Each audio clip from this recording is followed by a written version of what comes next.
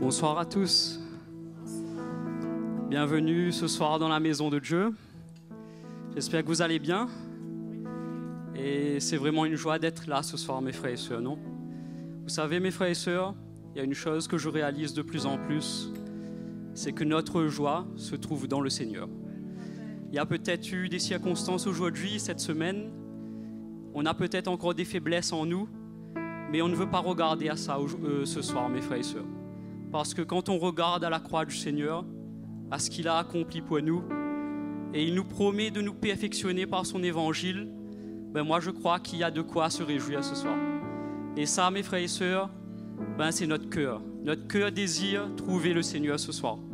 Et si on le trouve, ben il ne va pas nous laisser comme on est. Hein, si on est abattu, il va nous relever. Si peut-être à l'intérieur de nous, il y a encore des questions, ce soir, si on a une soif du Seigneur, et si on trouve cette joie en lui, ben sa paix, mes frères et sœurs, ben ça prendra notre cœur. Et ce soir, je nous invite à allons se lever et pendant quelques secondes, on va chercher le Seigneur. Seigneur Jésus, merci pour ta grâce. Merci pour ta fidélité, Seigneur Jésus. Seigneur, peut-être que nos yeux n'ont pas vu, mais aujourd'hui, tu as été fidèle envers nous. Et Seigneur, nous sommes tellement reconnaissants. Et bénis, Seigneur, d'être dans ta présence ce soir, Seigneur Jésus. Seigneur, même bénis ceux qui nous écoutent de loin en ligne, Seigneur. Et même nous, Seigneur, qui sommes ici, Seigneur, nous avons la foi, Seigneur. Que tu vas encore opérer de grands miracles au milieu de nous, Seigneur. Tu vas encore nous éclairer, Jésus. Tu vas encore, Seigneur, bénir ton serviteur afin qu'il nous parle de ta part, Seigneur. Mais ce soir, Seigneur, nous sommes tellement reconnaissants. Nous te disons merci pour notre salut, Seigneur. Nous te remercions, Jésus. Sois loué, sois glorifié, sois élevé dans ce lieu, Seigneur. Alléluia, toi seul soit la gloire. Amen. Alléluia. Le Seigneur est bon. Le Seigneur est bon. Et son amour durera toujours. Sa fidélité subsiste à jamais. Le Seigneur est bon. Il ne nous décevra jamais. Il est avec nous. Oh, c'est un Dieu fidèle et un Dieu bon. Grande est ta fidélité. Ta bienveillance remplit nos cœurs d'allégresse, de chants de joie et de louanges qui nous réjouissent jour après jour. Le Seigneur est bon et son amour durera toujours. Sa fidélité subsiste à jamais. Le Seigneur est bon, il ne nous décevra jamais. Il est avec nous. Oh, c'est un Dieu fidèle et un Dieu bon. Grande est ta fidélité. Ta bienveillance remplit nos cœurs d'allégresse, de chants de joie et de louanges qui nous réjouissent jour après jour. Le Seigneur est bon. Le Seigneur est bon. Et son amour durera toujours. Sa fidélité subsiste à jamais. Le Seigneur est bon, il ne nous décevra jamais. Il est avec nous. Oh, c'est un Dieu fidèle et un Dieu bon. Le Seigneur est bon, le Seigneur est bon, et son amour durera toujours. Sa fidélité subsiste à jamais. Le Seigneur est bon, il ne nous décevra jamais. Il est avec nous. C'est un Dieu fidèle et un Dieu bon, et un Dieu bon, et un Dieu bon, et un Dieu bon. Alléluia. Acclamons-le de tout notre cœur, il est là, il est au milieu de nous. Et nous glorifions ton nom, Seigneur. Alléluia. Alléluia. Magnifie le Seigneur, car il est digne d'être loué. Magnifie le Seigneur, car il est digne d'être loué. Hosanna, béni soit le rocher, que le Dieu de mon salut soit exalté. Hosanna, Jésus est le rocher, que le Dieu de mon salut soit exalté. Magnifie, magnifie le Seigneur, car il est digne d'être loué. Magnifie le Seigneur, car il est digne d'être loué. Hosanna, béni soit le rocher, que le Dieu de mon salut soit exalté. Hosanna, béni soit le rocher, que le Dieu de mon salut soit exalté. Magnifie le Seigneur, magnifie le Seigneur, car il est digne d'être loué. Magnifie le Seigneur, car il est digne d'être loué. Hosanna, béni soit le rocher, que le Dieu de mon salut soit exalté. Hosanna, Jésus est le rocher, que le Dieu de mon salut soit exalté. Hosanna, Hosanna, béni soit le rocher, que le Dieu de mon salut soit exalté. Hosanna, Jésus soit le rocher, que le Dieu de mon salut soit exalté. Que le Dieu de mon salut soit exalté. Que le Dieu de mon salut soit exalté. Alléluia. Alléluia, Seigneur. Sois exalté, oh Jésus. Alléluia, nous t'adorons, oui, nous t'exaltons. Nous sommes son peuple pour l'adorer. Alléluia, Alléluia.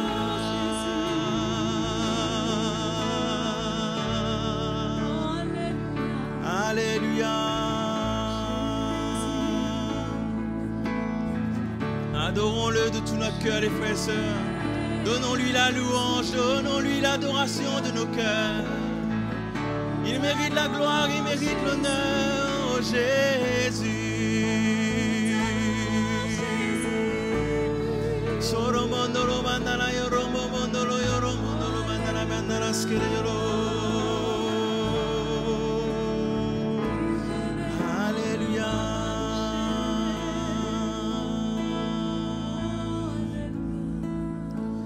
Digne est l'agneau immolé de recevoir l'honneur et la gloire, d'être loué. Digne est l'agneau immolé de recevoir l'honneur et la gloire, d'être loué. Gloire à l'agneau assis sur le trône. lui soit louange, honneur et puissance au siècle des siècles.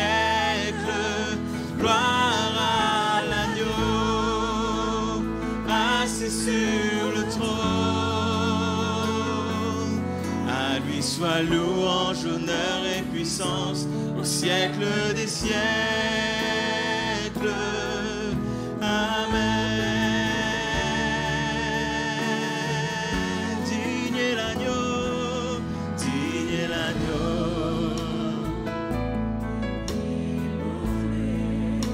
Alléluia, de recevoir l'honneur et la gloire.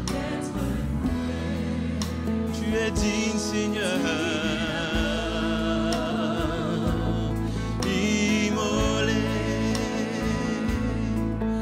Recevoir l'honneur et la gloire. Alléluia, gloire à l'agneau, assis sur le trône. À lui soit louange, honneur et puissance au siècle des siècles. Gloire à l'agneau.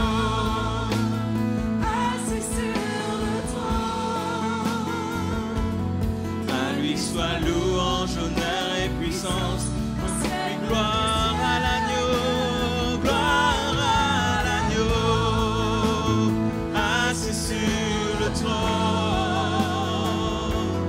À lui soit louange, honneur et puissance au siècle des siècles.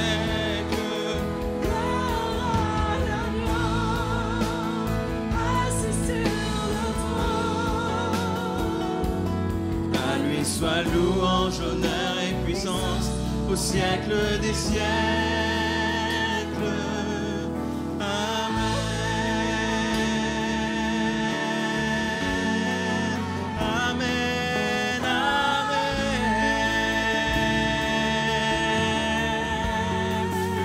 Alléluia.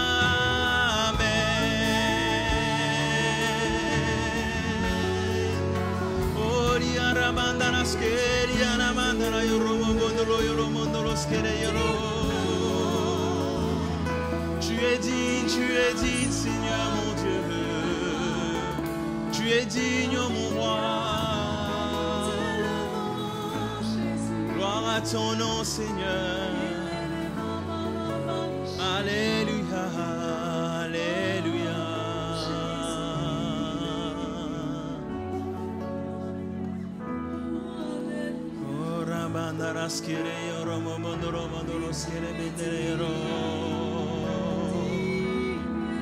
Tu es digne, Seigneur. Tu demeures au milieu de nous, Seigneur. Nous sommes tellement reconnaissants, oh Jésus. Alléluia.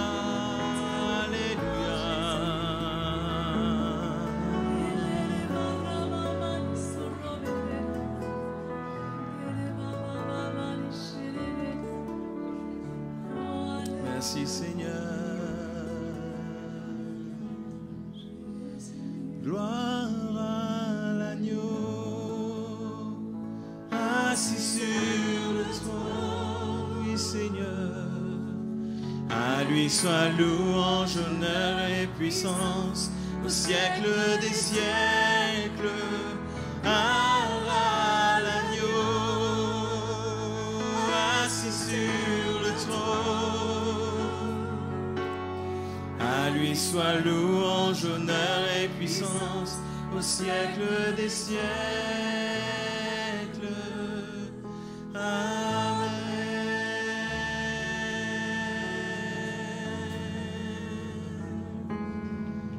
Alléluia.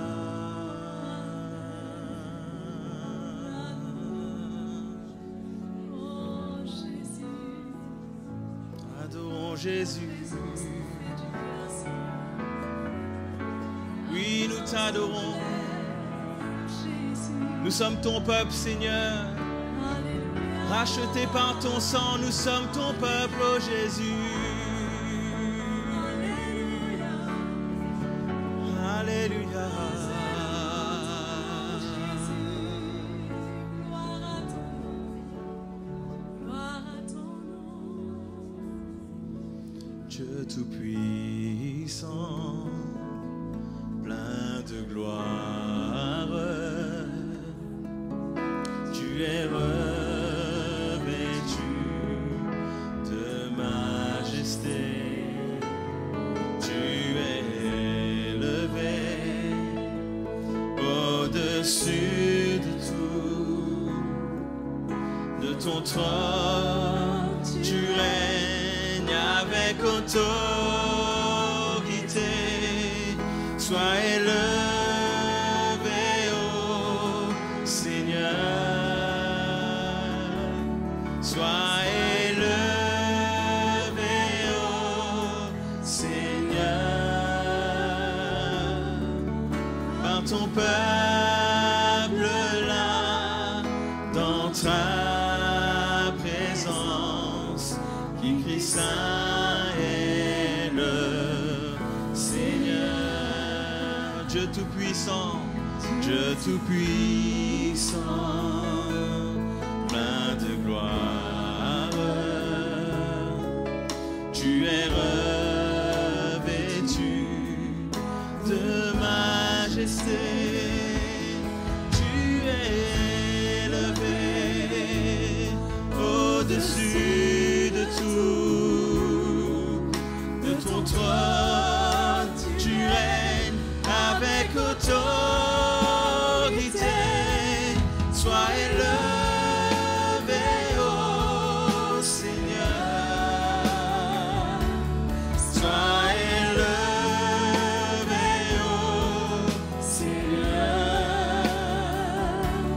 les saints devant toi se prosternent, il dit saint est le Seigneur, sois élevé, sois élevé,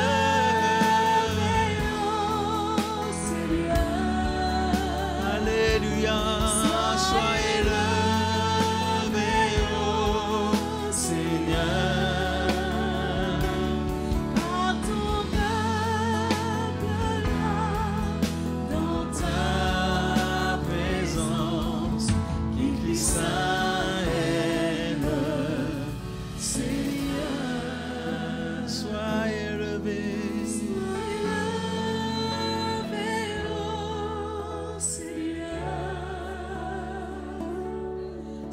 sois élevé, ô Seigneur, et les saints devant toi se prosternent, il dit saint est le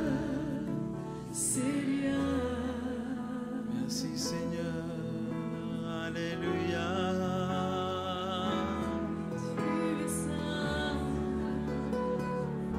Oui, nous t'adorons Seigneur,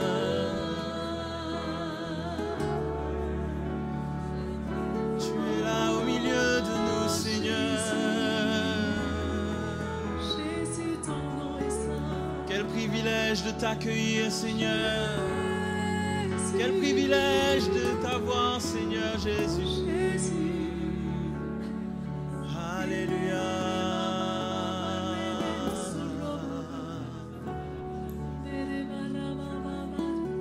Nous glorifions ton nom, nous glorifions ton nom Seigneur.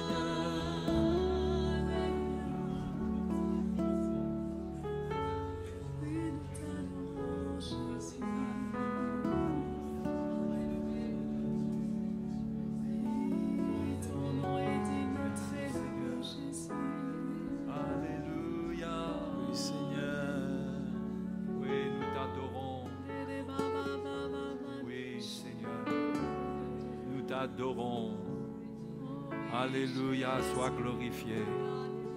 Sois glorifié. Nous te glorifions pour l'espérance que tu as mis dans notre cœur, pour ce que tu as établi en nous, cette espérance vivante que tu reviens bientôt. Cela est vrai quand ta parole le déclare. Et nous te remercions, Seigneur. Nous te remercions, Seigneur.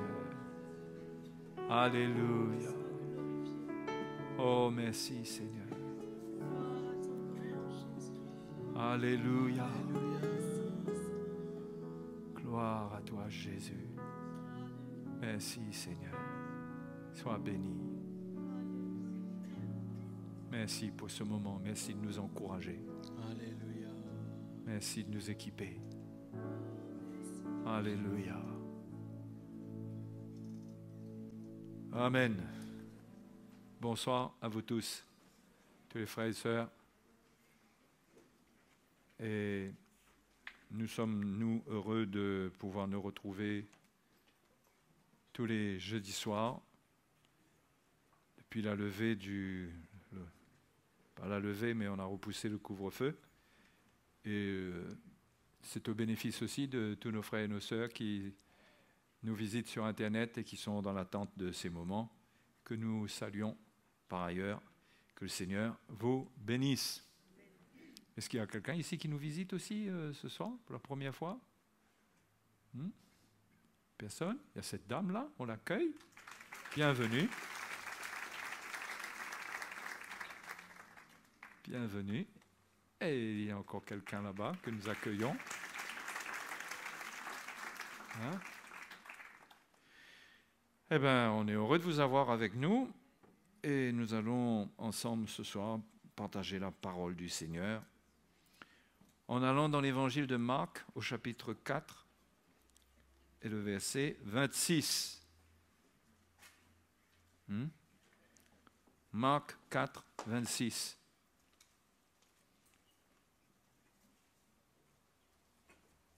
Alléluia. Jésus dit encore, il dit, il en est du royaume de Dieu comme quand un homme jette de la semence en terre. Cela parle bien sûr de la parole de Dieu qui est semée. Et donc qu'il dorme ou qu'il veille, nuit et jour, la semence germe et croît sans qu'il sache comment. La terre produit d'elle-même d'abord l'herbe, puis l'épi, puis le grain tout formé dans l'épi. Et dès que le fruit est mûr, on y met la faucille, car la moisson est là. Amen. Hein?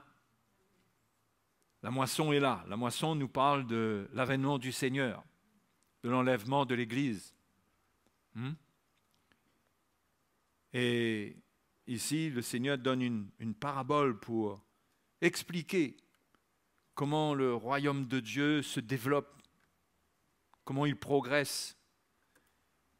Tout d'abord dans notre cœur même, puisque le Seigneur a dit que le royaume de Dieu est en nous. Ce qui se passe en nous. Et il explique par les paraboles les choses spirituelles, les choses du royaume de Dieu. Ici, il parle de cette semence.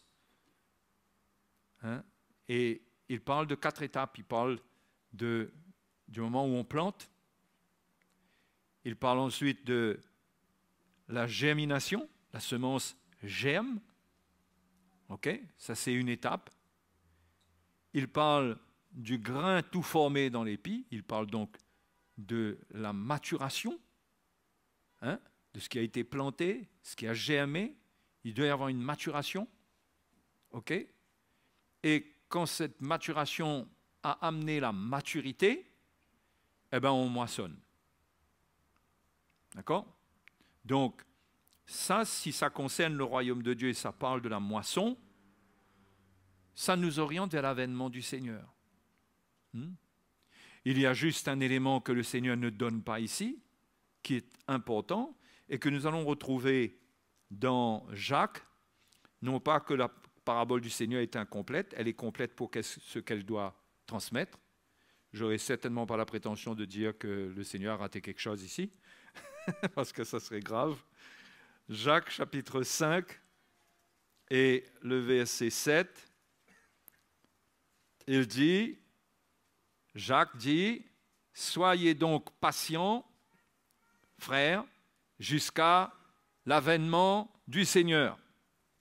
Voici, le laboureur attend le précieux fruit de la terre. prenant patience à son égard, jusqu'à ce qu'il ait reçu les pluies de la première et de l'arrière-saison.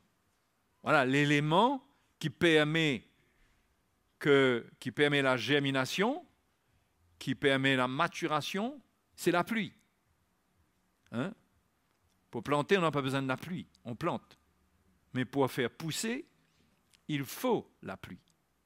D'accord? Et Jacques parle ici de pluie de la première et de l'arrière-saison. Ces pluies nous enseignent sur des étapes de pluie pour arroser la plantation à des époques assez précises. Il semblerait que les pluies de la première saison, ce sont les pluies qui viennent arroser ce qui a été planté pour amener la germination. D'accord? Ça va permettre que ce qui a été planté germe. Et les pluies de l'arrière-saison, ça nous rappelle les pluies qui viennent longtemps après, mais qui vont amener la maturation. Ça va arroser et ça va permettre à ce que Jésus a dit, le grain va être tout formé dans l'épi, et quand ça se passe, la moisson est là. D'accord? Donc, c'est important pour nous de comprendre ce que le Seigneur dit, ce que Jacques dit. Hein? C'est vrai que là, il parle de la patience du laboureur. Il dit qu'il faut être patient, hein? Comme le laboureur. Le laboureur lui-même, il attend le précieux fruit de la terre. Et il attend les pluies de la première, de l'arrière-saison. Parce qu'il faut la pluie pour pouvoir procéder à la moisson. Et tout cela parle de ce qui se passe dans nos vies. Ça concerne peut-être même certainement notre étape personnelle. Nous sommes venus à la conversion, la parole de Dieu a germé dans notre cœur. C'était la germination. Il y a une pluie de l'Esprit qui a agi. L'Esprit de Dieu a agi et ça a germé. Nous sommes devenus des enfants de Dieu. Hein? Il a fallu la pluie pour ça. Il a fallu l'action de l'Esprit pour ça. On ne naît pas de nouveau comme ça par nous-mêmes parce qu'on croit dans la parole de Dieu. C'est une action surnaturelle du Seigneur. Mais cette germination, cette étape où on devient enfant de Dieu, on est engendré par la parole de Dieu, ne nous amène pas dans la maturité. D'accord? Donc, comme pour ce qui a été planté demande que les pluies de la première saison arrivent. Ça s'est peut-être passé, ça s'est passé dans nos vies, si on parle de nous personnellement, chacun de nous. Il y a eu une action de pluie de première saison dans notre vie. Il y a eu une germination. Mais maintenant, il faut les pluies de l'arrière-saison. Et tous ceux qui vont être là pour l'avènement du Seigneur, je le crois, vont expérimenter une action spéciale du Seigneur. Ceux qui seront là. Ceux qui seront là. Parce que ceux qui seront morts dans le Seigneur, ils sont déjà prêts pour la résurrection, mais concernant l'avènement du Seigneur, l'Église sera dans un contexte de maturation, de maturité. Et ça dépend des pluies de l'arrière-saison. Donc, il y a une action de l'Esprit, on peut croire, qui va se manifester, qui commence à se manifester, qui agit dans nos cœurs par la parole de Dieu, par la puissance du Saint-Esprit, pour produire cette maturité. C'est pourquoi, dans ces derniers temps, ce n'est pas par hasard que le Seigneur ramène dans l'Église le message de la croix, restaure dans l'Église les 5 ministères, dont en premier lieu le ministère apostolique. Tout ça, ce n'est pas par hasard. Parce que les 5 ministères, Paul dit, nous avons ce ministère. Il parle de quoi dans 2 Corinthiens? Du ministère de l'Esprit. Il parle du ministère de l'Esprit. Ils ont ce ministère de l'Esprit pour transmettre au cœur de l'Église par la puissance de l'Esprit, la révélation de Christ pour amener la maturité. Donc je ne sais pas si vous voyez stratégiquement ce que là représente. Si nous pouvons comprendre ce qui est en train d'arriver dans nos vies, ce qui devrait arriver dans nos vies. Hein? Parce que l'avènement du Seigneur est proche. Le Seigneur doit préparer son Église. Hein? Beaucoup attendent l'avènement du Seigneur, mais qui se prépare? Qui comprend comment Jésus va préparer son épouse? Parce qu'il faut une préparation. Hein? Beaucoup attendent que ça peut venir comme ça, à n'importe quel moment comme ça, mais il y a des choses qui doivent se passer. Hein? Il y a les pluies de l'arrière-saison qui doivent venir et qui vont augmenter. Et avec le message de la croix viendra certainement la manifestation de la gloire de Dieu dans l'Église pour ceux qui auront cru, ceux qui auront accepté les pluies de l'arrière-saison, ceux qui auront gardé leur cœur tendre pour que le cœur absorbe la pluie du ciel, reçoivent la révélation par l'Esprit du message qui va amener la maturité. Ceux-là vont miraculeusement grandir dans la maturité. Il y aura une œuvre de l'Esprit qui va venir. Et je crois que l'amour va être vrai dans l'Église. La sanctification, il y aura certainement une dernière touche de sanctification avant d'aller vers le Seigneur. Il y aura quelque chose que le Seigneur fera au final lui-même. Ça sera l'action des pluies de l'arrière-saison. C'est pour nous à la fin des temps. Hein? Les frères et les sœurs, nous devons garder la foi. Nous sommes dans ce temps. Attention, nous ne devons pas perdre la foi. Nous ne devons pas désespérer dans notre vie, être impatients. Hein? Mais Jacques dit, soyez patients, soyez donc patients, qu'il dit. Il faut juste ouvrir son cœur, garder la foi, nourrir la foi.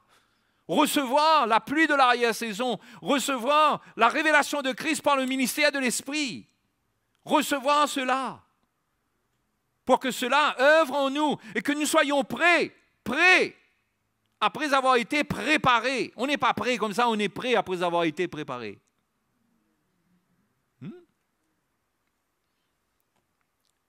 Donc, l'avènement du Seigneur est proche. Hein? Oui, ça fait 2000 ans qu'on dit ça, mais l'avènement du Seigneur est proche pour tout le monde. L'avènement du Seigneur, en moyenne, ça ne dure pas plus de 100 ans. À l'échelle de notre vie personnelle. Parce que quand quelqu'un meurt, il sort de ce monde, il sort du temps, et l'avènement du Seigneur, pour lui, c'est comme une minute après. Hein? Donc pour quelqu'un qui meurt dans le Seigneur, l'avènement du Seigneur ne tarde pas, l'avènement est proche. Et pour nous, si le Seigneur tarde,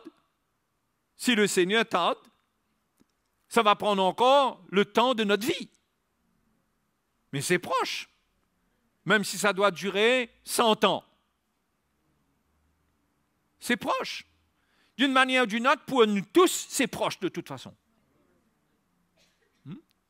Mais dans ces temps dans lesquels nous sommes, cette proximité du Seigneur, elle se fait encore plus ressentir à cause de tout ce qui se passe. Et il y a un témoignage de l'Esprit dans notre cœur concernant ce qui est en train de se passer. Nous devons être connectés avec l'Esprit dans ce qu'il fait pour s'accorder avec le ministère de l'Esprit, pour que ce qu'il veut accomplir en nous s'accomplisse, pour ne pas rater la préparation. C'est pourquoi nous avons une grande mission, nous avons une grande responsabilité. Hein? Vous savez, ceux qui ont été à l'initiative des mouvements de restauration de Dieu, ont toujours été persécutés. On les a toujours traités de gens qui sont peut-être arrogants, qui croient qu'ils sont meilleurs que les autres, comme si qu'ils ne se suffisent pas de ce qui existe déjà, ils croient qu'il y a quelque chose encore. Mais Dieu utilise en premier certaines personnes pour amener une restauration dans l'Église. C'est pourquoi le Seigneur a mis dans le cœur de son serviteur, notre frère Mickey, Il l'a élevé comme un apôtre pour annoncer l'Évangile et nous a unis, nous, les autres ministres de l'Évangile avec lui pour annoncer l'Évangile, pour faire connaître l'Évangile dans les nations. Ce n'est pas pour rien qu'aujourd'hui, l'Évangile est annoncé partout sur Internet. Qui sait si le Seigneur n'a pas tout arrêté pour que ça se passe comme ça, pour accélérer l'annonce de l'Évangile partout. Parce que là, ça va plus vite que dans les voyages. Là, hein. Nous pourrions nous plaindre de notre condition, mais peut-être que nous ne devrions pas nous plaindre. Et ça devrait nous parler, nous encourager, nous avertir que le Seigneur est en train d'accélérer des choses. En fait, dans Romains, au chapitre 11, l'apôtre Paul dit que le Seigneur exécutera pleinement et promptement ce qu'il a résolu sur la terre. Pleinement et promptement. Ça va se passer vite. Il y aura comme si le promptement me dit que ça va aller d'une manière exponentielle, la courbe va monter comme ça va s'accélérer de plus en plus. Et frères et sœurs, il ne faut pas rester par terre quand on accélère. Il faut rester accroché dans la foi. Parce que ce temps, ce jour glorieux vient. Quoi qu'en disent les moqueurs, comme ceux du temps de Noé qui se moquaient parce que Noé bâtissait une arche. Nous, aujourd'hui, on parle de l'avènement du Seigneur. On bâtit quoi? Nous, on bâtit l'Église, on construit l'Église. Et il y a un moment où le Seigneur va fermer la porte lorsque la totalité des païens sera entrée. L'Épître aux Romains nous dit que, alors, lorsque la totalité des païens sera entrée, Dieu s'occupera des Juifs. Ce qui veut dire que pour les païens, le plan sera terminé. Comment ça va se terminer? Comment ça va se ponctuer, cette finalité pour le temps des païens? Par l'enlèvement. Par l'enlèvement de l'Église. Et il y aura un temps, pendant 7 ans, où Dieu va s'occuper des Juifs. C'est par lui maintenant que le plan va se manifester, son plan, pour parler aux hommes. Ça sera peut-être fini pour les païens par l'Église. Sûrement, l'Église ne sera plus là. Donc, mes frères et mes sœurs, c'est un temps à prendre très au sérieux. C'est un temps à prendre très au sérieux. Le temps est proche. Et quelle attitude avoir? Comment Jacques encourage l'Église? Il dit, soyez donc patients, frères, jusqu'à l'avènement du Seigneur. Soyez patients. Le mot patient ici, le mot grec pour patient, ici est différent du mot de patience qui est plus loin au verset 11 par exemple. C'est 2 mots différents. Il y a un mot qui parle de patience envers les gens. Plus patience envers les gens. Ce mot grec. Et ça parle de patience envers les gens tout d'abord. Pourquoi? Parce que quand on regarde tout ce que Jacques enseigne, il parle dans le contexte, d'ailleurs, il le dit au verset 9, « Ne vous plaignez pas les uns des autres, frères, afin que vous ne soyez pas jugés. » Comment quelqu'un qui se prépare pour l'avènement du Seigneur, il doit cultiver la patience dans son jardin.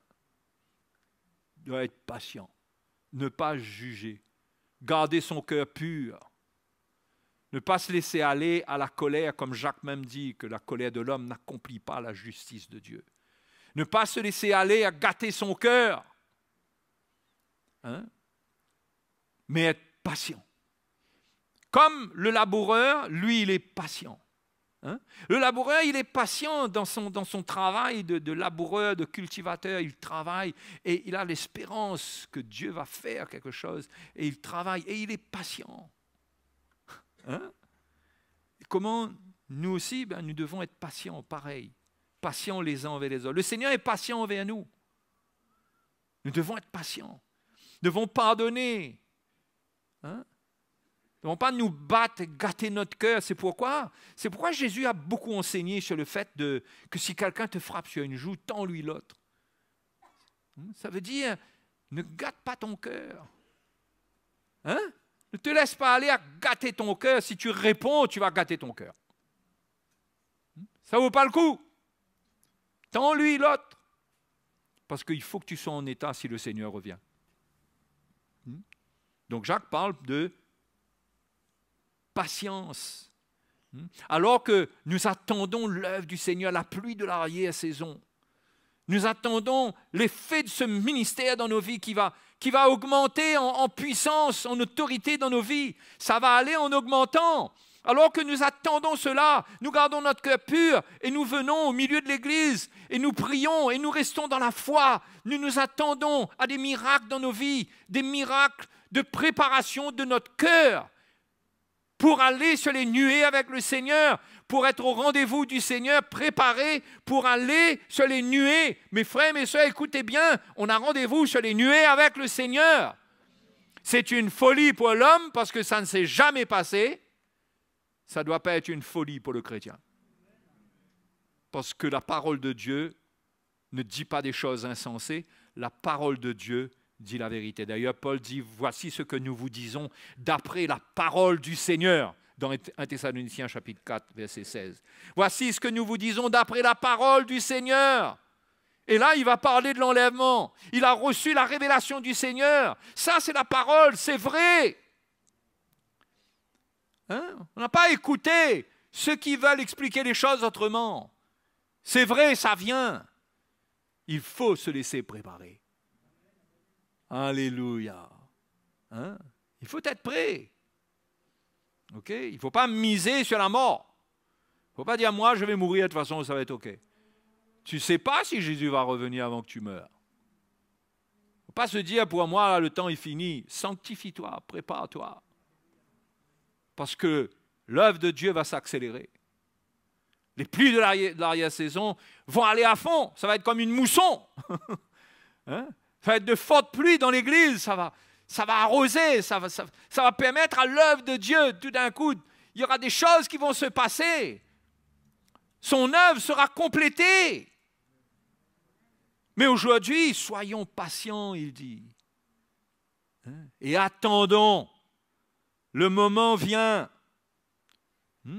Et Jacques dit, au verset 8, il dit, vous aussi, comme le laboureur, vous aussi, encore une fois, il dit, soyez patients, makrothumeo, qui veut dire patient envers les gens. Soyez patients, ne vous plaignez pas, n'allez pas vous battre avec les gens. Soyez donc patients, vous aussi, affermissez vos cœurs, car l'avènement du Seigneur est proche. Affermissez vos cœurs. Le mot affermir, dans ce passage, ça veut dire prendre une direction d'une manière résolue. C'est comme si que là, on a pris une direction, on ne retourne plus en arrière. Ça vous va, ça? Hein? C'est ce que le mot grec veut dire. Est établi. Hein? Se tourner résolument dans une direction. C'est ça que le mot affermir veut dire. Affermissez vos cœurs, c'est-à-dire que maintenant, à partir de maintenant, gardez votre cœur dans cette direction. Ne vous laissez pas distraire par rien. Soyez patients, supportez-vous les uns les autres, aimez-vous les uns les autres et attendez-vous au Seigneur pour votre vie et attendez l'avènement du Seigneur et cette pluie qui va venir. Attendez cela. Cette pluie qui va venir et qui est déjà là. Parce qu'on ne sait pas si elle va venir plus forte, si elle est déjà là, mais le ministère de l'Esprit est là. La pluie de l'arrière-saison a commencé. Donc, les frères et les sœurs, soyons encouragés à prendre patience dans notre vie. Parce que Jacques a encouragé les chrétiens qui souffraient l'injustice, les pauvres qui souffraient de la part des riches.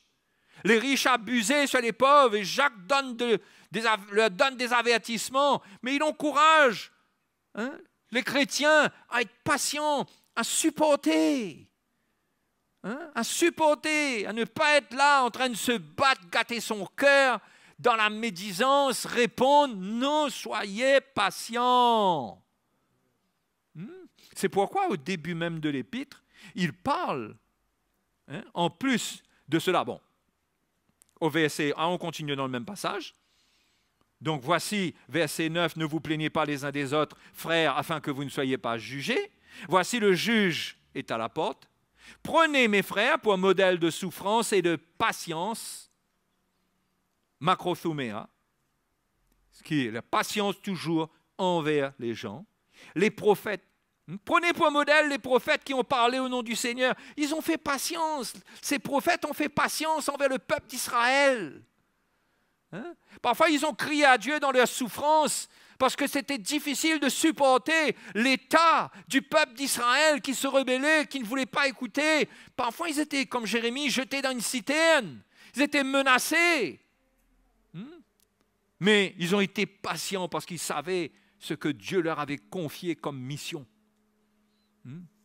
Ils étaient patients. Et Jacques dit, prenez pour modèle de souffrance ces prophètes qui ont parlé au nom du Seigneur. Il dit, voici au verset 11, nous disons bienheureux ceux qui ont souffert patiemment. Et maintenant, le patiemment là, c'est un mot grec, c'est un autre mot, upomeneo, qui veut dire souffrir dans les circonstances. Être patient dans les circonstances. Ce n'est pas juste les gens là, mais c'est aussi les circonstances. Les tribulations, les persécutions, les situations difficiles de la vie. Il dit, prenons patience. Vous avez entendu parler de la patience de Job. Et vous avez vu la fin que le Seigneur lui accorda, car le Seigneur est plein de miséricorde et de compassion. Vous avez vu la fin que le Seigneur lui accorda. Nous attendons cette fin sur la terre, nous. Mais cette fin, c'est peut-être l'enlèvement du Seigneur. Si quelqu'un meurt, ça va être la résurrection, s'il est en Christ. Mais en attendant, ne gâte pas ton cœur, ne t'éloigne pas du Seigneur. Ne meurs pas sans la foi. Ne meurs pas dans le péché. Mais reste attaché au Seigneur. Parce que le Seigneur est plein de miséricorde et de compassion. Voilà la fin qui a été réservée à Job. C'est que Dieu l'a béni, Dieu l'a guéri, Dieu l'a restauré et Dieu l'a béni doublement. On ne doit pas attendre des bénédictions terrestres. On ne doit pas interpréter ça comme si que là, on passe un chemin et qu'on aura le double après. Oui, bien sûr, ça peut arriver. Mais dans le contexte de l'avènement, nous avons quelque chose à expérimenter qui est bien plus glorieux que d'avoir des bénédictions terrestres. Que d'avoir des bénédictions terrestres. Et Jacques dit donc d'être patient, les frères et les sœurs. C'est pourquoi le message de la croix est important. Le message de la croix est une transmission des révélations des souffrances de Christ au cœur du chrétien pour qu'il accepte de souffrir avec Christ, qu'il endure la part de souffrance qu'il doit endurer, qu'il l'endure. La part de souffrance qui est dans ta vie, endure-la, c'est ça la croix. Supporte, pardonne là où tu as besoin de pardonner. Mais supporte, garde ton cœur pur et continue ta marche avec le Seigneur et attends. Attends-toi. Si on perd cette attente-là, on risque de perdre la pluie. Il faut qu'on garde cette attente dans notre cœur.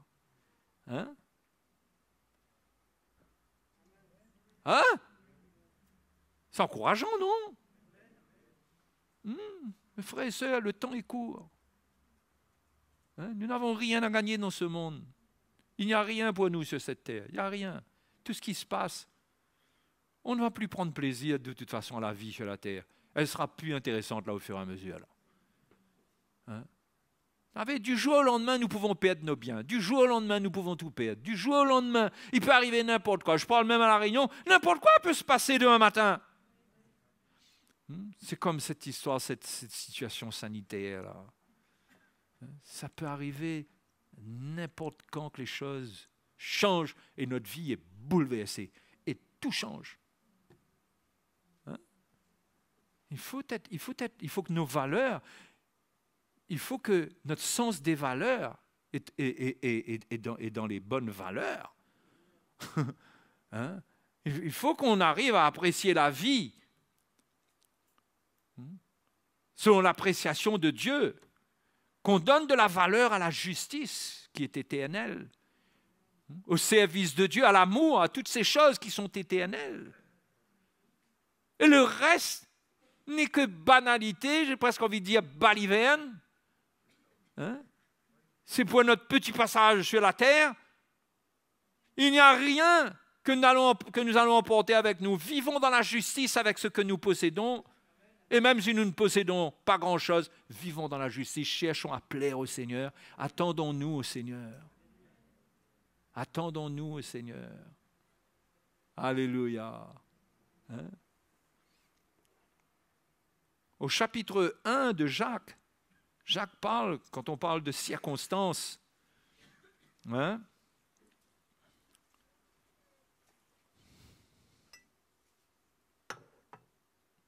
Jacques chapitre 1.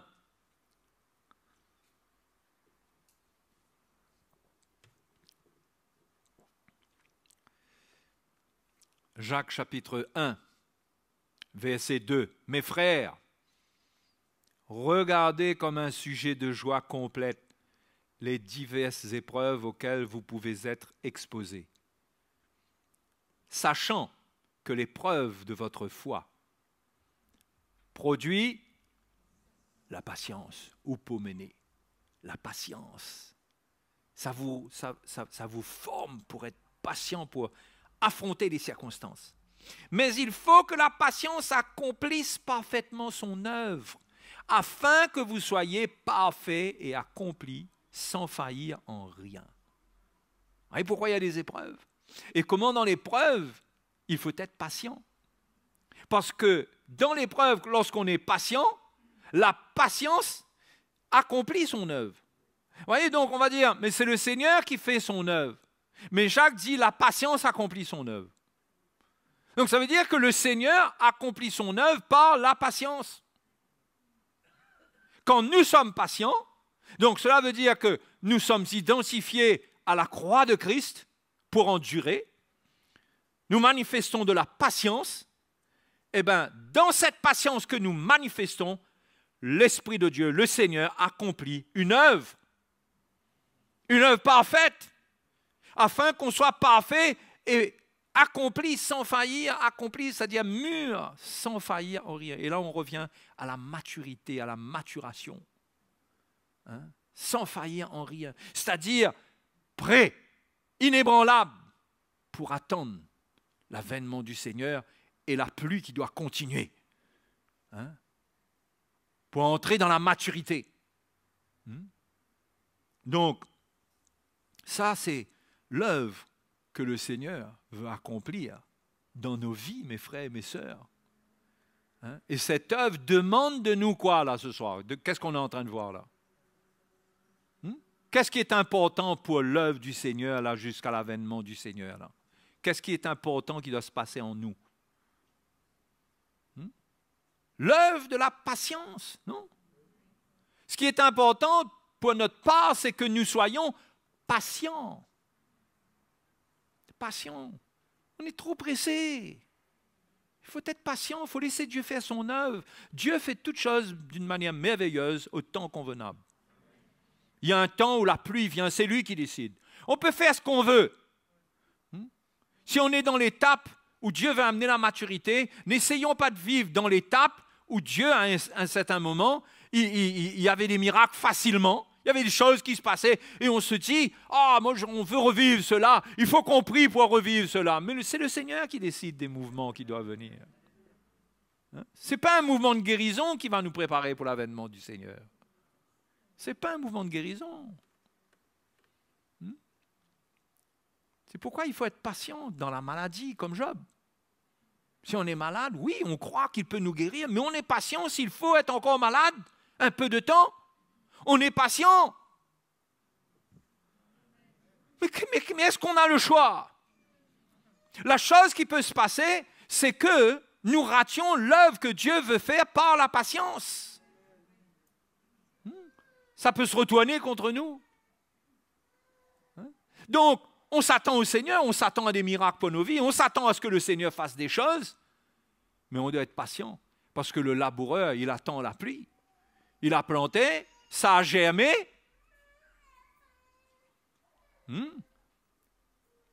Ça a germé, mais ça ne va pas pousser comme ça, il faut que la pluie vienne, ça dépend de la pluie.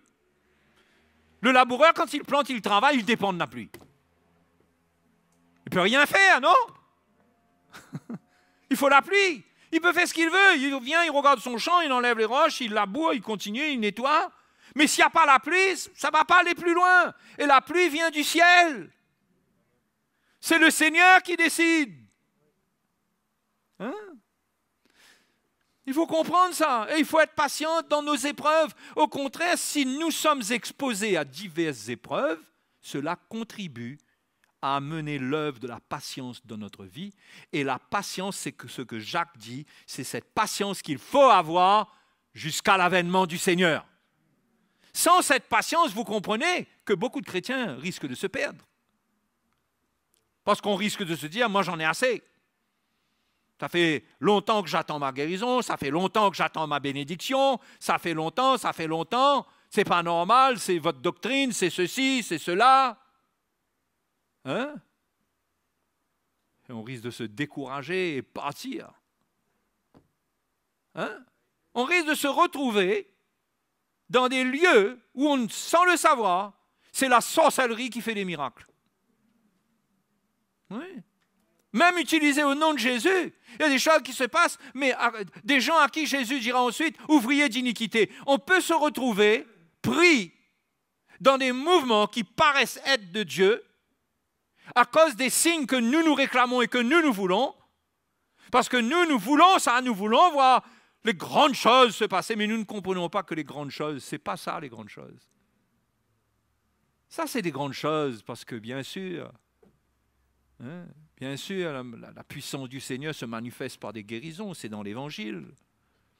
Mais les grandes choses, Jésus a dit que celui qui croira en moi, il fera des miracles et même de plus grands miracles. Hein? Qu'est-ce qui peut être plus grand que les miracles que le Seigneur a fait? Hein? Jésus a ressuscité des morts, il a ressuscité Lazare. Lazare était dans le tombeau depuis 3 jours. Quel miracle peut aller plus loin que ça?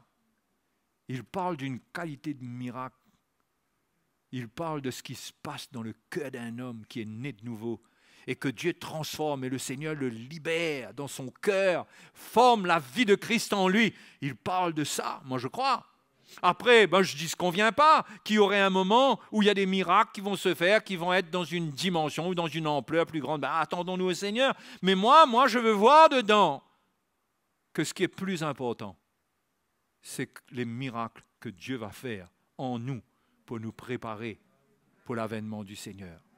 Parce que nous transportons des faiblesses. Quand je dis faiblesse, ça ne veut pas dire que nous vivons dans le péché. Si quelqu'un vit dans le péché, il doit se repentir.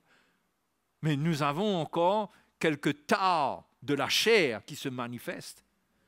Il y a des choses qui se passent encore au travers de notre pensée, au travers de notre bouche,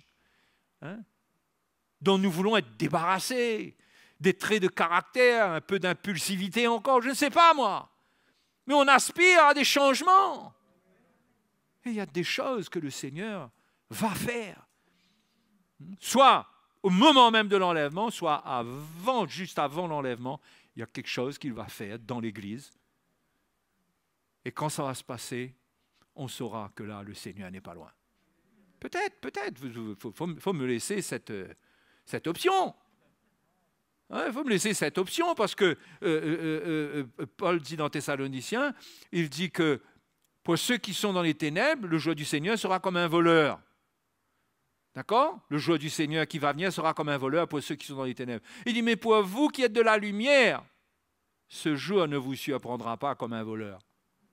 Donc, il faut me laisser cette option de voir dedans que peut-être que, étant dans la lumière, et que cette lumière nous transforme au fur et à mesure et que nous marchons dans la lumière, l'œuvre de Dieu en nous va nous témoigner que le Seigneur est vraiment très très proche. Je ne sais pas. Mais nous sommes dans la foi. Nous sommes dans la foi. Et nous devons prier. Nous devons prier avec patience, prier pour l'Église, prier pour ce que nous sommes en train de, pourquoi nous sommes en train de prier, les serviteurs de Dieu, les églises. Ce n'est pas juste nous, c'est toutes les églises, et de prier pour que cela vienne au milieu d'eux, que le message vienne. Que le message vienne, parce que le message prépare, le message laboure. S'il n'y a pas de laboureur, S'il n'y a pas de laboureur, le champ va être la même, la pluie va tomber, mais quand la pluie tombe, même si la pluie tombe dessus, les mauvaises herbes et tout poussent, ça ne produira pas grand-chose. Mais il faut le travail des laboureurs. Hein? Et donc il faut prier que l'Évangile gagne du terrain et s'intéresser dans la prière, dans notre contribution, dans notre soutien à l'œuvre missionnaire, dans nos prières. Se tenir devant le Seigneur et nous attendre à cela, pas seulement pour nous, pour les autres. Nous ne sommes pas là pour juger personne. Hein? Nous croyons que cette pluie-là, elle peut ramener beaucoup de gens. Beaucoup de gens peuvent revenir au Seigneur. Il peut y avoir des miracles qui se passent par-ci, par-là, parce qu'il y a beaucoup de gens qui, même de loin, écoutent l'Évangile. Mais Dieu, vous savez, quand le Seigneur a des enfants, la Bible dit il connaît ceux qui lui appartiennent. Il connaît ceux qui lui appartiennent. Mais moi, je ne vous encourage pas à vous éloigner et à compter là-dessus. Je vous encourage à être ferme, à prendre résolument la direction du plan de Dieu et s'attacher à ça. Et s'il faut mourir avec ça, on meurt avec ça. D'autres vont prendre la relève, mais nous, on veut prendre cette direction-là et nous attendre au Seigneur. Notre vie, elle ne sera peut-être pas meilleure dans ce monde, mais elle sera certainement, le mot meilleur est trop faible pour dire est-ce que notre vie sera avec le Seigneur. Hein? Quand un jour, on va être sur les nuées et on sera tous glorifiés. On sera en train de se regarder avec des yeux purs, sans colère ni mauvaise pensée, sans le passé qui revient. On sera dans la gloire. Alléluia. On célébrera, comme Paul dit dans Éphésiens, la louange de la gloire de sa grâce. Parce que c'est sa grâce qui va faire ça. Mais nous devons être patients. Vous savez, il faut être patient, rester dans la foi. Patient, rester dans la foi. Hein? Alléluia. Allez, je vous donne 15 secondes pour vous réjouir là. Parce que je ne veux pas que vous étouffiez là avec ce cumul d'encouragement. Vous savez, on peut subir avec ça. Il faut exprimer quelque chose.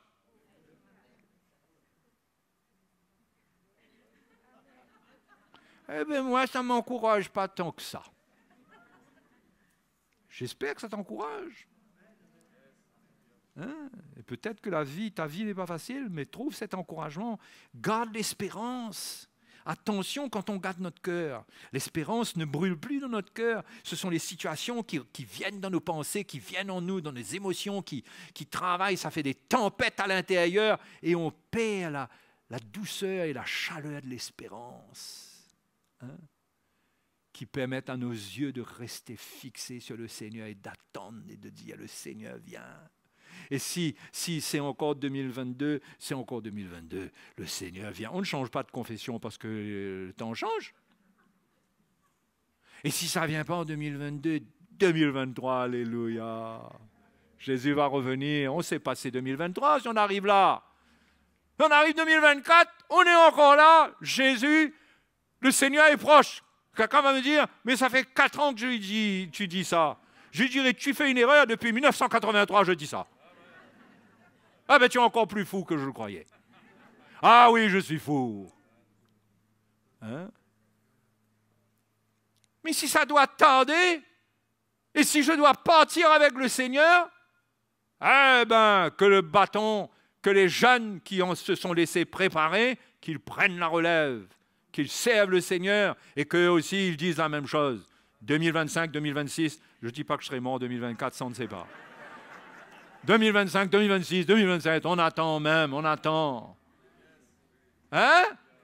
Si ce n'est pas pour la génération des jeunes qui sont après, ça m'étonnerait beaucoup.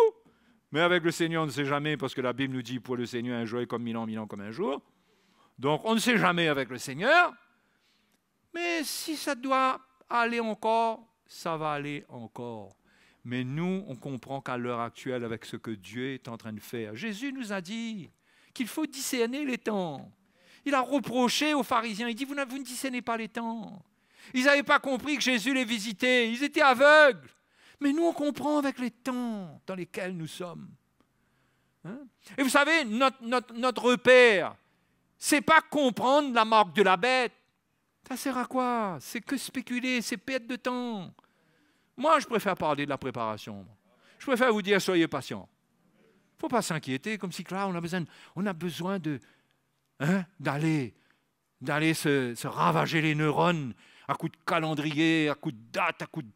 Oui, ben bien sûr, on peut en parler. Moi-même, j'en ai déjà parlé. Il n'y a pas de problème. Mais on n'a pas besoin de passer notre vie là-dessus. Il faut passer notre temps dans la préparation intérieure, dans notre cœur, servir le Seigneur, être à la disposition de l'Église, être prêt chaque jour, donner notre vie, offrir les membres de notre corps pour l'œuvre de Dieu. C'est ça qu'on a besoin. Après, si quelqu'un veut discuter sur l'avènement du Seigneur, il n'y a pas de problème. Moi, j'aime ce thème-là, moi.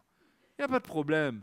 Mais ne nous enfonçons pas dans un tas d'histoires. Il y en a un qui dit que c'est un tel, je ne vais pas donner de nom. L'autre qui dit c'est l'autre. Et l'autre qui dit, pourquoi ça ne serait pas celui-là? Pourquoi on rentre dans tous ces débats-là? Pourquoi? On a trouvé l'occasion de se rendre important, là. On a trouvé l'occasion de montrer que nous, on a compris quelque chose, nous. Lui, le pasteur, il n'a pas encore compris ça, lui. Ça t'amène où? Ça ne sert à rien. Ça ne sert à rien. Ça crée, vous savez, ce genre de choses-là, ça crée des débats, ça crée des divisions, ça sépare les chrétiens. Ça fait l'œuvre du diable. Ça n'unit pas pour que l'Église soit prête pour aller voir le Seigneur. Ça divise l'Église. Hein? Donc faisons attention. Comprenons l'œuvre de Dieu. C'est plus important de comprendre l'œuvre de Dieu. Parce que là, c'est comme si que là, si je ne prends pas ça, là, moi, j'ai rien à voir avec la bête, moi, là. Moi, la bête, tous ceux qui sont en train de prendre, oh, popo, la bête. Mais qui te dit ça? Qui te dit ça? Tu es sûr de ça? Tu es sûr de ça? C'est biblique, ça, cette histoire-là? La Bible parle de ça? Comprends? On s'égare, on discute, on dit un tas d'histoires. Ça ne nous mène nulle part, si ce n'est qu'à construire en nous un état orgueilleux, parce qu'au fur et à mesure qu'on a un peu plus de connaissances, là, on croit qu'on a de la connaissance, là on a des arguments, là. Hein? Non, ne mettons pas ce genre de débat à la mode au milieu de nous. C'est pas interdit de discuter calmement et respecter les gens, mais allons éviter. Je ne sais pas si vous avez remarqué, mais c'est des trucs qui ravagent la chair. Hein?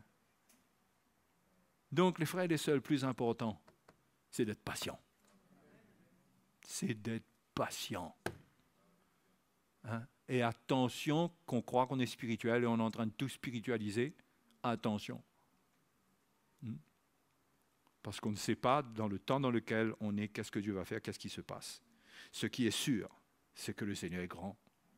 Le Seigneur va prendre soin de nous. Alléluia. Mais à condition que nous soyons patients. Parce que l'Épître aux Hébreux dit, nous ne sommes pas de ceux qui se retirent pour se perdre. Ah oui, se retirer, c'est pour se perdre. Ce n'est pas pour mieux sauter. Ah non, frère, là, on prend un peu de recul pour mieux sauter. Hein? Il y a des gens qui reculent comme ça, qui tombent dans le fossé et qui meurent parce qu'ils ont trop reculé. Ce n'est pas le temps de reculer. C'est le temps d'être affermi, voir une direction et prendre cette direction. Alléluia. Hein? Et dans Jacques chapitre 5, toujours,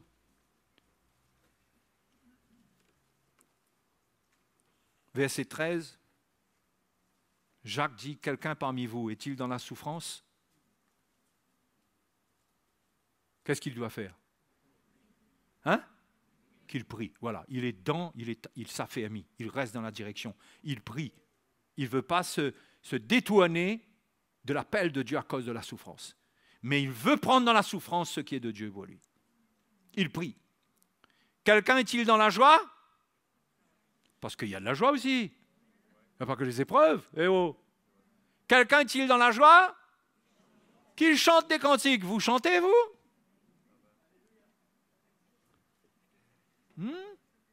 Où sont ces petits cantiques dans la bouche des femmes de ménage, des femmes d'intérieur, qui font cuire le repas pour leur mari qui va rentrer bientôt.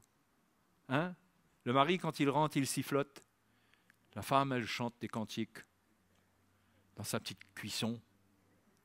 Elle est heureuse, elle connaît le Seigneur. Alléluia. Hein? Quelqu'un parmi vous est-il malade? Qu'il appelle les anciens de l'Église.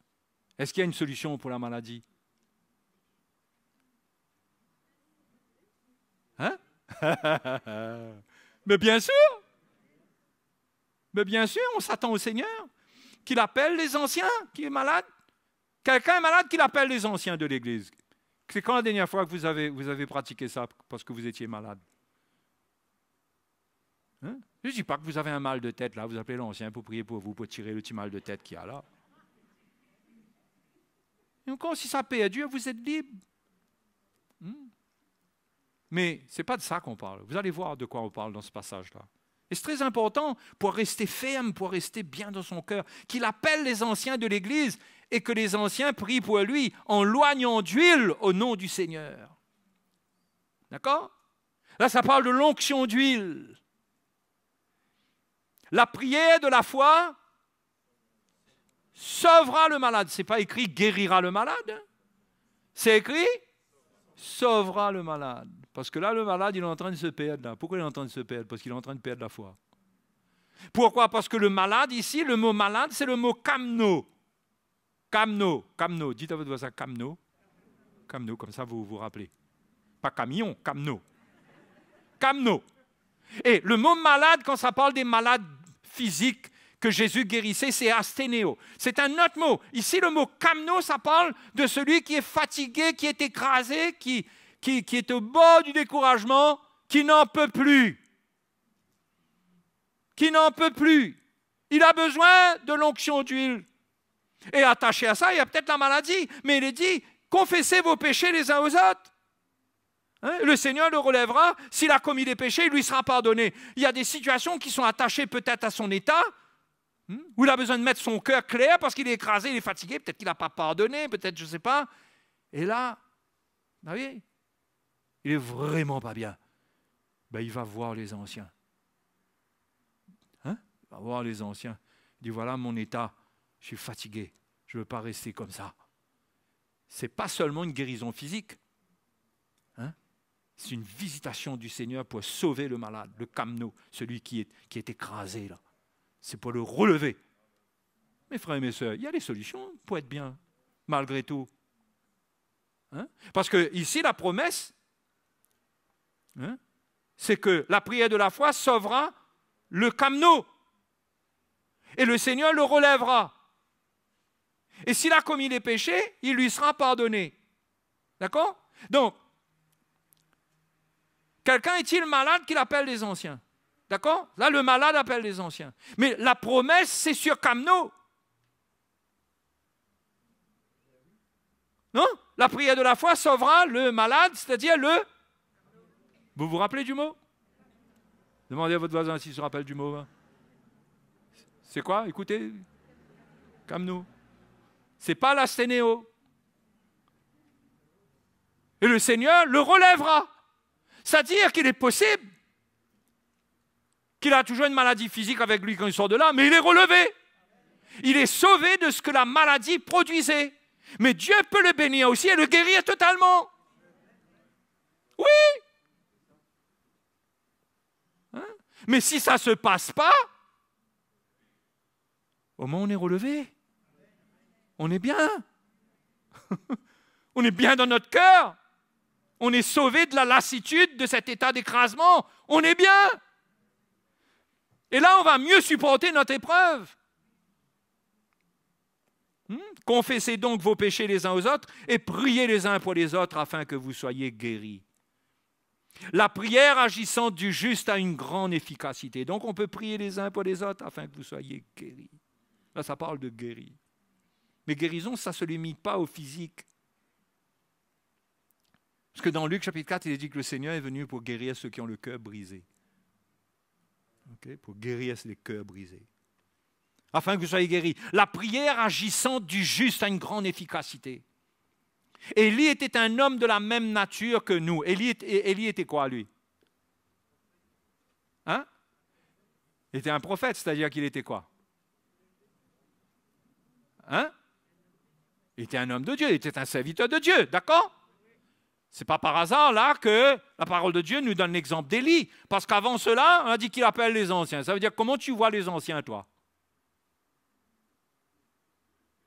Comment est-ce que tu vois les anciens, toi? Tu les regardes selon la chair?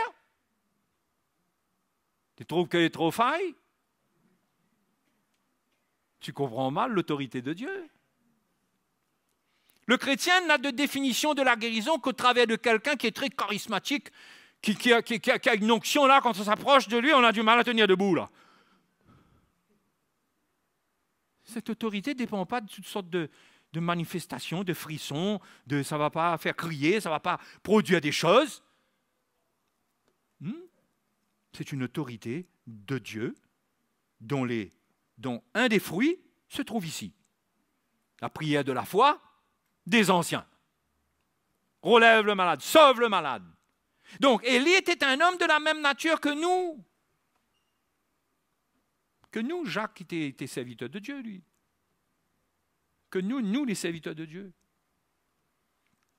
Il pria avec instance pour qu'il ne pleuve point, et il ne tomba point de pluie sur la terre pendant 3 ans et 6 mois. Parce que Dieu lui avait donné l'autorité pour faire cela. Puis il pria de nouveau, et le ciel donna de la... Ah, on retrouve la pluie ici, ok? Puis le ciel donna de la pluie, et la terre produisit son fruit. C'est-à-dire que le rester dans un état où tu es écrasé, tu es fini, tu as besoin d'appeler les anciens, de venir parler de ta situation. Ce n'est pas seulement être malade physiquement, mais tu n'es pas bien, C'est comme si tu es malade, quoi. Mais tu viens, tu confesses, tu reconnais, s'il a commis des péchés, il lui sera pardonné. Et là, tout ce que cette situation a produit doit partir, doit exploser. Mais si quelqu'un est malade, qu'il appelle les anciens. Ça, c'est ta foi. Parce que quand tu appelles les anciens, c'est que tu as foi, que Dieu les a établis, que Dieu est derrière ça. Comprends? Donc, si tu veux avoir cette foi-là, évite de dire n'importe quoi sur eux. Ah ben oui, parce qu'au jour où tu seras dans le besoin, tu n'auras pas la foi. Mais Jacques dit qu'il était un homme de la même nature que nous. Et il a prié. Et, premièrement, le ciel s'est fermé. Et puis il a prié encore, et le ciel s'est ouvert, la pluie est venue, et la terre a produit son fruit. C'est un encouragement pour montrer aux chrétiens qu'il ne faut pas considérer les serviteurs de Dieu dans la chair, selon la chair. Il faut voir que quand Dieu établit une autorité et qu'on fait ce qu'il faut faire, selon sa parole, on doit s'attendre à un résultat.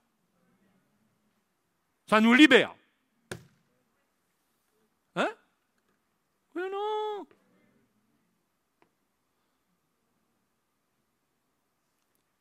Donc, il faut mettre un petit peu de côté l'orgueil. Hein?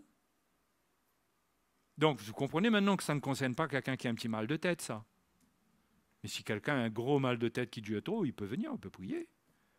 Ce n'est pas non plus absolument faire onction d'huile pour chaque chose.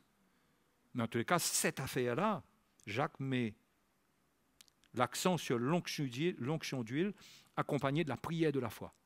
Parce que les anciens aussi doivent eux aussi comprendre quelle autorité Dieu leur a confiée et prier dans la foi. Tout ça, ça marche ensemble. OK?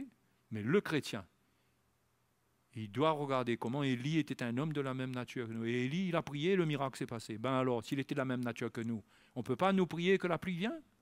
Et que le Seigneur arrose ton cœur, arrose le sol de ton cœur, te rafraîchit? Tu ne peux pas faire ça pour que la terre produise son fruit, c'est-à-dire pour que ce qui a été déposé dans ton cœur, la germination continue si ça s'est arrêté trop tôt, mais ça va te mettre dans une position où la maturation va venir. Tout ça, c'est dans le contexte de l'avènement du Seigneur, mes frères et sœurs. Hein?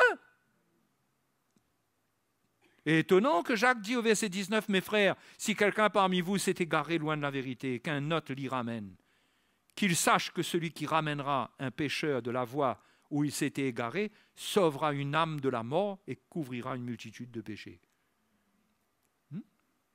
Ici, il me semble bien qu'il parle de quelqu'un qui est en train de se perdre. Qui est en train de se perdre. Il sauvera une âme de la mort. Un chrétien. Puis ça parle de le ramener. Si on le ramène, c'est qu'il était là. OK? Donc, vous réalisez quand la pluie vient, quand nous sommes dans la foi, quand nous prions, tout ce que Dieu peut faire. Hein? Dieu peut nous utiliser. Hein? Une fois qu'on est guéri, qu'on est libéré, qu'on est restauré, on sait le Seigneur et on peut ramener des gens qui sont égarés loin de la vérité. On participe à l'œuvre de Dieu. Alléluia. Les frères et sœurs, c'est le moment de nous réveiller. Hein? C'est le moment. C'est le moment de voir l'avènement du Seigneur qui est proche. Alléluia. Amen. OK? L'évangile vous fait du bien? Vous savez, il faut nous faire connaître ce qui se passe dans votre vie. Hein. Ça nous encourage aussi. Hein? Parce que nous, on n'est pas des médecins qu'on donne... on donne le médicament, et après le malade ne dit pas s'il a agi, s'il n'a pas agi, on ne sait pas s'il est mort, qu'est-ce qui s'est passé avec lui. On a besoin de connaître votre cœur et votre vie. Qu'est-ce qui se passe avec vous? Hein? Oui ou non? C'est normal, non? On est dans une église, on a besoin de se faire connaître. Qu'est-ce qui se passe avec toi? Si tu es un camno, n'aie pas peur d'appeler les anciens. Si tu es malade, tu n'es pas bien. N'aie pas peur. Au contraire, c'est le temps d'être bien, d'être libéré pour servir le Seigneur Jésus. Amen. Allons nous mettre debout. Allons nous mettre debout pour le remercier. Nous sommes dans des temps merveilleux. Nous sommes dans des temps privilégiés. Nous sommes privilégiés. Hein? Ce n'est pas le moment de dire c'est assez, sauf concernant le monde. C'est assez concernant le monde, concernant ce qui n'est pas bon dans ma vie, mais c'est assez de la vie chrétienne, des frères et des sœurs, de la foi, ça non. Non! Ce genre de c'est assez-là, il faut jeter à la mer. Pour ceux qui savent ce que c'est que les cétacés, vous avez compris. Allez, c'est assez les jeux de mots. On va prier le Seigneur, on va le remercier. Est-ce que vous sentez que Jésus est bon pour vous? Il vous fait du bien, le Seigneur? Vous encourage? Hein? Vous auriez pu être dans une église où quand vous avez un problème, vous êtes malade, eh bien on prie pour vous. Après, si vous n'êtes pas guéri, on vous dit, vous n'avez pas la foi. Hein? Il y a une condamnation qui vient, ou bien est-ce que tu donnes ta dîme, toi? On pose la question. Ah, tu donnes pas ta dîme? Mais normal! Vous comprenez? Vous auriez pu être dans ce genre de mouvement. Mais Dieu vous a fait grâce. On prêche l'Évangile dans sa simplicité, on comprend qu'on doit endurer, on apprend. La croix de Christ nous apprend l'endurance, la patience. Alléluia. Oh, merci Seigneur. Nous bénissons le Seigneur pour cet Évangile. Hein? Pour l'Évangile apostolique. Évangile qui est venu depuis le livre des Actes, depuis le temps où Paul a prêché jusqu'à maintenant. Cet évangile révélé maintenant encore par l'onction apostolique. Dieu suscite des hommes. Il ramène la vie dans son Église. Alléluia. Hein? Si vous vous réjouissez, réjouissez-vous. Bénissez le Seigneur. Hein?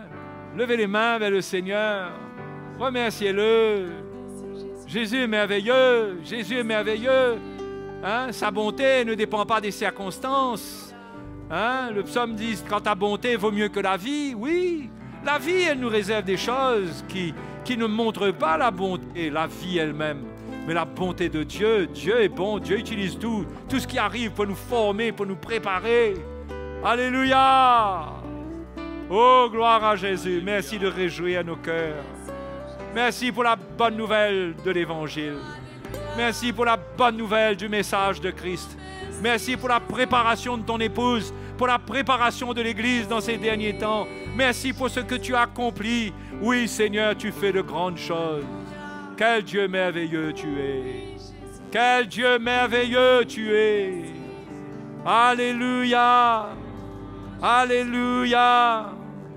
Oh, gloire à toi, Jésus. Gloire à toi, Jésus. Alléluia. Vous savez, j'aimerais compléter quelque chose là.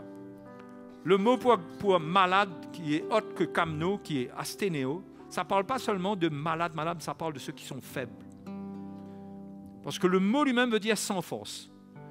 Mais il concerne la guérison. Il est traduit pour les gens malades physiquement, parce que quelqu'un qui est malade physiquement, il est affaibli. D'accord ?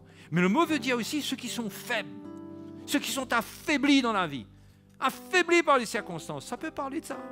Donc, c'est ouvert pour se dire, dans tous les cas de figure, si je suis affaibli, je n'arrive pas à relever ma tête, je suis écrasé, Dieu veut me relever. Alléluia. Dieu veut me relever. Alléluia. N'allons pas mettre que l'accent sur la guérison physique. Nous le croyons, bien sûr, oui. Combien de fois on a fait onction d'huile pour des frères et on a vu des choses? Oui, physiquement. Mais nous croyons que ça s'étend, d'après le contexte, à une restauration. Dieu relève. Alléluia. Nous remercions le Seigneur. Merci, Seigneur. Merci, Seigneur. Seigneur, nous voulons élever ton nom. Nous voulons te remercier pour ce que tu fais dans nos vies. Nous croyons à ton infaillible amour. Car toi seul es le Dieu éternel, sur la terre et au-dessus des cieux. Grand est le Seigneur, Seigneur, nous voulons élever ton nom. Oh Dieu, tu es grand, tu es merveilleux. Nous voulons te remercier pour ce que tu fais dans nos vies. Nous croyons à ton infaillible amour.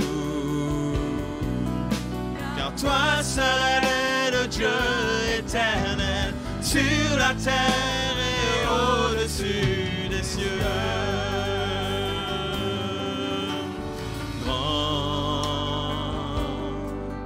Et le Seigneur est très digne de louange.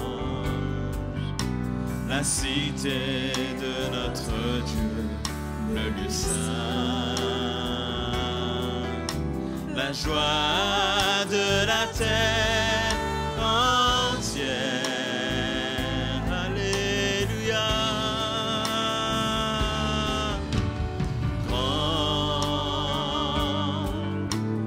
Dieu en qui nous avons la victoire,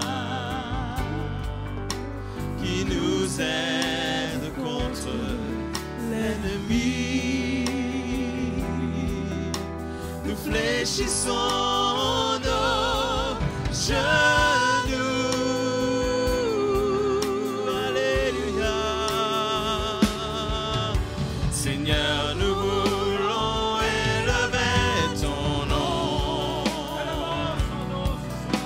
Nous voulons te remercier pour ce que tu fais dans nos vies.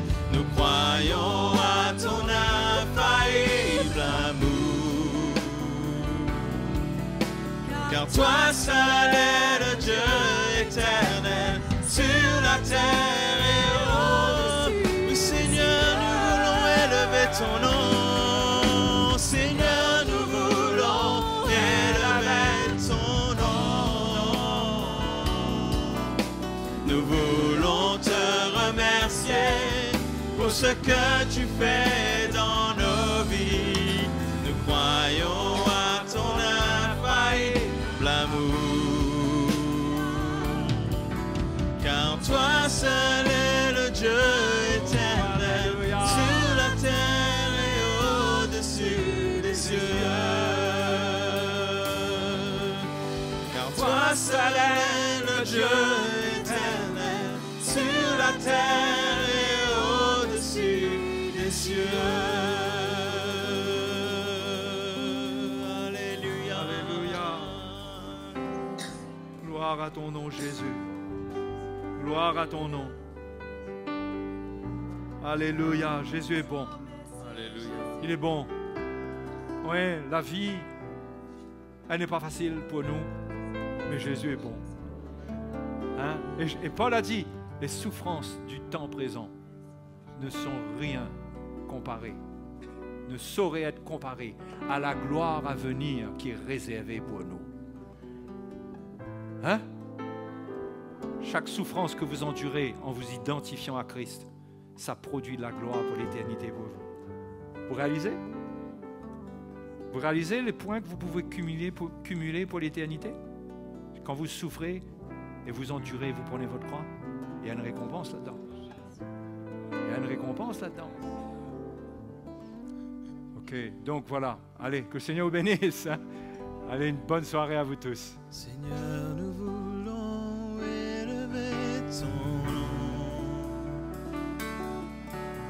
Nous voulons te remercier pour ce que tu fais dans nos vies. Nous croyons à ton infaillible amour. Car toi seul est le Dieu éternel, sur la terre et au-dessus des cieux. Alléluia. Seigneur, nous voulons élever ton nom. Nous voulons te remercier pour ce que tu fais dans nos vies. Nous croyons à ton infaillible amour.